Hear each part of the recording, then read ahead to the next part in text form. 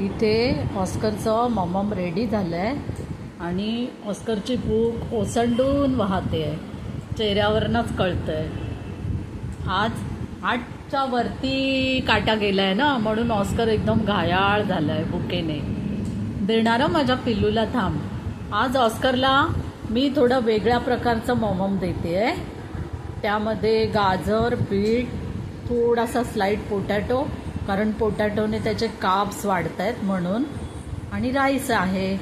आता ऑस्कर मॉमम करणार आहे ना. ऑस्कर थंड झालं की सगळे व्हेजिटेबल, कोबी पण टाकलं आहे त्याच्यामध्ये, थोडासा स्लाईड कोबी टाकला आहे. ऑस्करला जास्त कोबी नाही ना चालणार, कारण किडनीला प्रॉब्लेम होऊ शकतो, म्हणून आम्ही त्याला टोमॅटो वगैरे काय देत नाही. ऑस्करचा एक मोठा ब्रो होता, त्याचं नाव होतं स्कूबी. ऑस्करच्या आधीचा होता, तर तो किडनी फेल होऊन ऑफ झाला ना, तेव्हापासून आम्ही ऑस्करला टोमॅटो वगैरे काहीच देत नाही.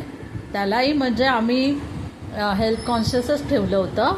पण कसं झालं आहे, आता आम्हाला तो अनुभव आला ना, तो थोडासा टोमॅटो जिद्दीने खायचा.